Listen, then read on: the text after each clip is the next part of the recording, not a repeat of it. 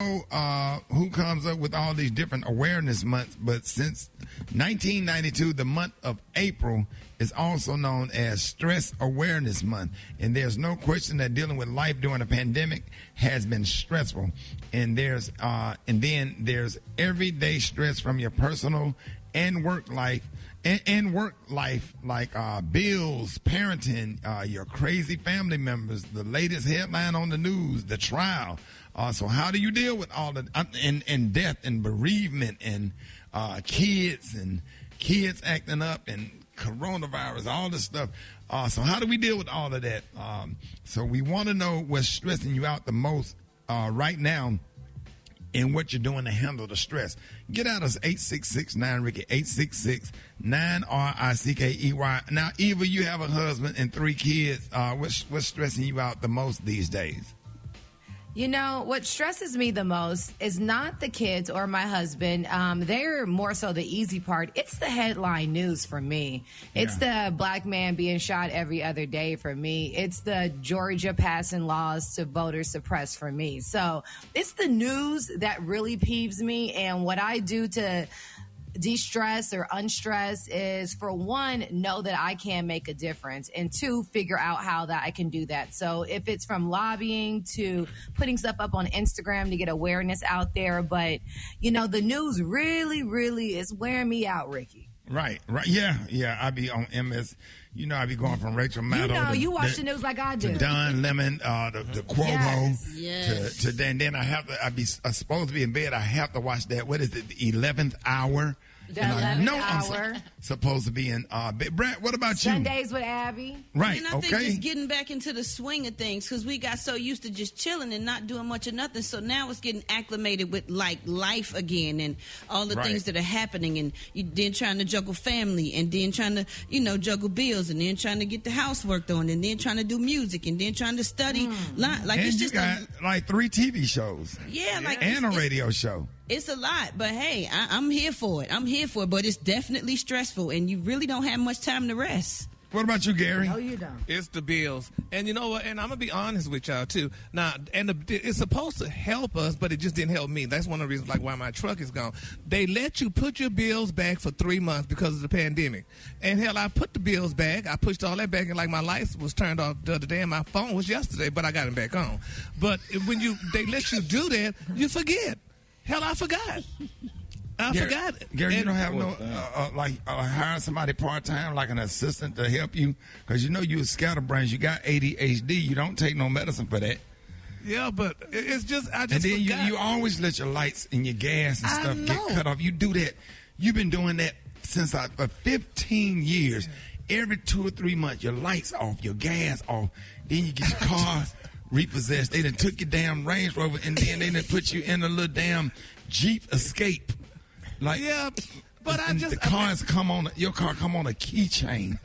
Damn it. Why do you do this? I don't know why. I just forgot. And my mom was like, Gary, you got to get better than this. She said, I need somebody to help me, but hell, I can't afford nobody You to help definitely me. need somebody to help you. You cheap. You don't like to, you take all your money, you go to the mall, you buy clothes. You don't have nowhere to hang up the clothes. You're going to end up on an episode of Hoarders. And stuff. And just like you sit over there in the dark and you complain. And all of this stuff, you won't go nowhere. We try to get you to go on vacation. You won't go nowhere, but you want to walk through Lenox Mall with a purse switching real fast and think we supposed to walk around the mall with you. Everybody think we together and we a couple and whatever. How you do this? I don't know. I got to get better. I almost did destination because my phone was off. I'm like, Jesus. Your cell phone? Yes, I forgot. What about your house phone? I don't have a house phone. Or do I have one? Well, why did you get a house phone? Well, why did you? Yeah, he was the last one to get rid of it. So, but they told you, they let you push the stuff back, so I pushed it back. Well, did you stop going to Spirit, the therapy session that we set you up with? I saw her online. I need to call her because I saw she did something online recently. I need to call her back. And then, it all started when you had that breakdown when you was working at Wendy's. Move on. Go on to somebody else here. You don't want to? Okay, I'm not trying to. I don't want to talk about it. Yeah. I'm not trying to bring that up. But I'm just telling you, that's where it all started. Well, yeah, it did start. You was back there working. Rickey, go to the next person. You was back there working at Wendy's, and you wasn't bothering nobody. You were just trying to work. You understand? Yeah, I understand. And then the tickets kept coming up, and it was lunchtime. The phone kept ringing. The phone kept ringing. And you just took a whole fresh pot of chili and threw it across the restaurant.